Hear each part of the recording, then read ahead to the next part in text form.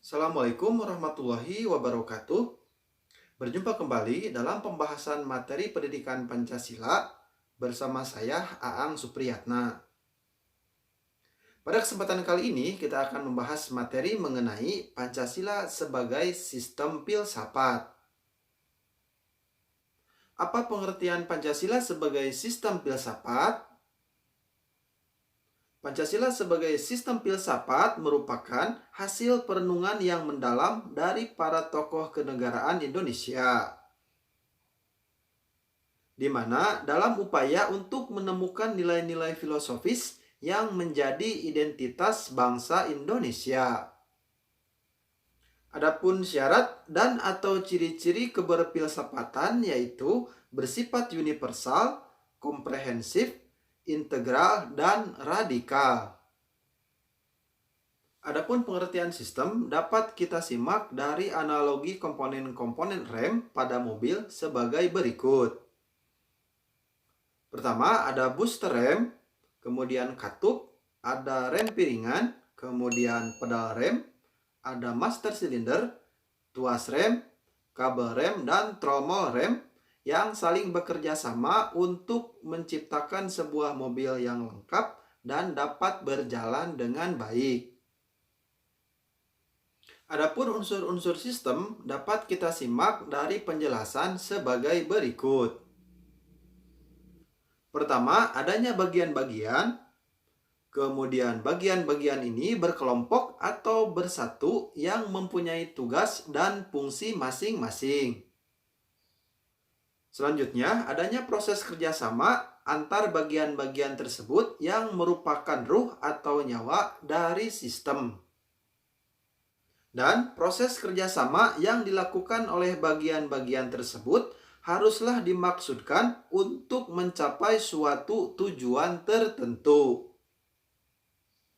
Adapun kata filsafat berasal dari bahasa Yunani yaitu philosophia, di mana terdiri dari dua suku kata yaitu philos atau philein yang artinya cinta atau mencintai, dan sophia yang artinya kebijaksanaan.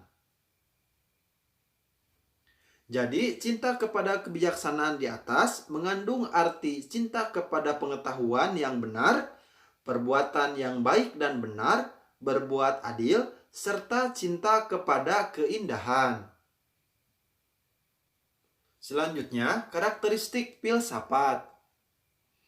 Objek studi filsafat adalah segala sesuatu tergelar dengan sendirinya dan kreasi manusia. Kemudian, proses studi berfilsafat adalah ketakjuban, ketidakpuasan, hasrat bertanya, dan keraguan. Serta tujuan berfilsafat adalah memperoleh kebenaran. Adapun aliran-aliran filsafat dapat kita simak dari penjelasan sebagai berikut. Pertama, yaitu aliran idealisme atau spiritualisme, di mana aliran ini lebih menekankan kepada ide manusia yang menentukan hidup dan pengertian manusia itu sendiri. Kedua, yaitu aliran realisme, di mana aliran ini memiliki keyakinan bahwa realitas kesemestaan bukanlah kebendaan semata, tetapi realitas itu juga merupakan paduan antara materi dan non-materi. Dan aliran materialisme, di mana aliran ini lebih berkeyakinan bahwa materi lebih dahulu ada, sedangkan ide atau pikiran timbul setelah melihat materi. Selanjutnya yaitu wawasan filsafat Pancasila, di mana di dalamnya terdapat aspek ontologi, yaitu keberadaan sila-sila Pancasila adalah manusia yang memiliki pertanyaan yaitu objeknya apa. Kemudian aspek epistemologi yaitu Pancasila sebagai dasar moralitas, di mana di dalamnya bersifat hierarkis moralitas yang bertanya bagaimana. Dan aspek aksiologi yaitu penerimaan Pancasila sebagai sesuatu yang bernilai, lebih bertanya kepada fungsinya untuk apa. Selanjutnya yaitu hierarkis piramidal Pancasila. Hierarkis piramidal Pancasila diilustrasikan dalam bentuk gambar piramid, yaitu sila pertama yang paling bawah yang mendasari, kemudian sila kedua, sila ketiga, sila empat, dan sila kelima dengan penjelasan sebagai berikut. Yaitu sila 5 dijiwai sila 1, 2, 3, 4. Kemudian sila 4 dijiwai sila 1, 2, 3 dan menjiwai sila 5. Kemudian sila 3 dijiwai sila 1, 2 dan menjiwai sila 4 dan 5. Selanjutnya sila 2 dijiwai sila 1 dan menjiwai sila 3, 4 dan 5. Serta sila 1 menjiwai sila 2, 3, 4, dan 5. Adapun nilai-nilai Pancasila berwujud dan bersifat filsafat dapat kita simak sebagai berikut, yaitu sebagai pandangan hidup bangsa, sebagai dasar negara. Pancasila dalam Undang-Undang Dasar 1945 merupakan suatu kebulatan yang utuh dan terdapat nilai-nilai yang hidup dan berkembang di dalam masyarakat Indonesia. Dari ilustrasi tersebut dapat kita simak makna sebagai berikut, yaitu masing-masing sila tidak terpisahkan satu sama lain dalam hal kesatuannya. Kemudian masing-masing sila mempunyai kedudukan dan fungsi sendiri-sendiri. Masing-masing sila berbeda namun tidak bertentangan. Masing-masing sila atau bagian bersifat saling melengkapi. Kemudian masing-masing sila atau bagian tidak boleh dilepas atau dipisahkan satu sama lain.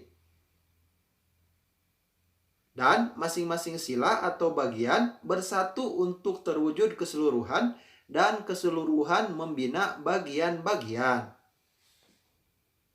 Sehingga kesatuan organis dari kemajemukan akan menghidupkan kedudukan dan fungsi-fungsi sila dalam satu kesatuan yang utuh. Selanjutnya dapat disimak ilustrasi Fundamen Moral Negara atau FMN menjiwai fundamen politik negara.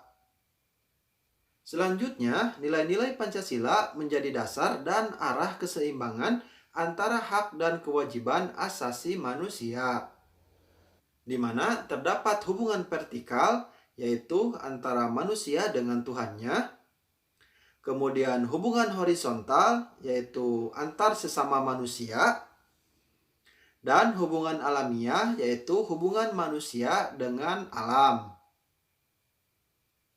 di mana semua nilai-nilai tersebut terdapat dalam sila-sila Pancasila. Adapun dinamika Pancasila sebagai sistem filsafat dapat kita simak dari penjelasan berikut. Pertama, pada era pemerintahan Soekarno, Pancasila sebagai sistem filsafat dikenal dengan istilah filosofis Grundslag. Kedua, Pancasila merupakan filsafat asli Indonesia yang diangkat dari akulturasi budaya bangsa Indonesia. Kemudian, pada era Soeharto, kedudukan Pancasila sebagai sistem filsafat berkembang ke arah yang lebih praktis.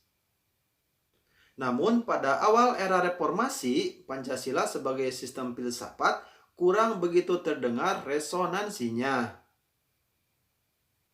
Adapun tantangan Pancasila sebagai sistem filsafat dapat kita simak sebagai berikut.